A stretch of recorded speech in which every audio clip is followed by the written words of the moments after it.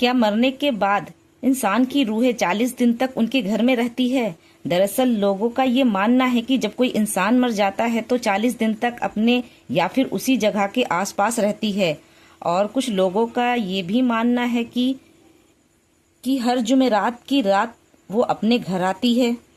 تو سوال اب یہ ہے کہ کیا واقعے میں یہ سچ ہے؟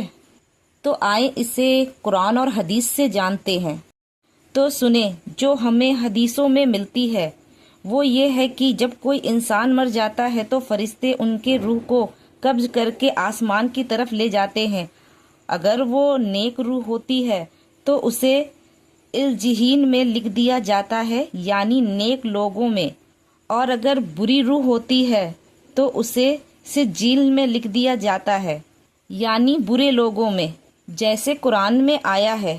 اور برے لوگوں کی روحوں کو قبض کر لیا جاتا ہے قیامت تک، اور نیک لوگوں کی روحوں کو اور ان کے قبروں کو روشن کر دیا جاتا ہے۔ تو وہ نیک روحیں دنیا میں جانے کی واپس خواہش کرتے ہیں اور کہتے ہیں کہ میں اپنے گھر والوں کے پاس جانا چاہتا ہوں کہ میں انہیں بتاؤں کہ میں کامیاب ہو گیا۔ تو فرشتے کہتے ہیں انہیں کہ سو جا، یہاں تک کہ اللہ ہی اسے خواب سے بیدار کریں گے۔ تو اب مجھے بتائیں، قرآن اور حدیث کے مطابق کہیں بھی یہ نہیں ملتا ہے کہ روح بھٹکتی ہے یا پھر وہ اپنے گھر کو آتی ہے، بلکہ اس حدیث اور قرآن سے تو صاف اور کلیئر ہو جاتا ہے مرنے والے کے روح کا تعلق اور روحوں کی تعلقات اس دنیا سے ختم ہو جاتی ہے، چاہے وہ نیک روح ہو یا پھر بری روح ہو۔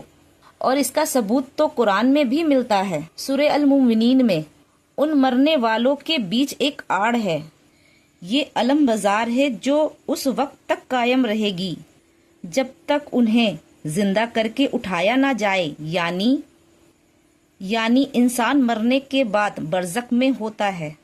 برزخ یعنی آخرت اور دنیا کے بیچ میں۔ جو لوگ کہتے ہیں کہ کسی کے اوپر بھوت پریت اثرات ہو جاتے ہیں اور کہتے ہیں کہ میں فلاں شخص ہوں جو میں مر گیا تھا، تو وہ شیطان یا پھر جنات ہوتے ہیں، نہ کسی شخص کی روح اس دنیا میں واپس آتی ہے۔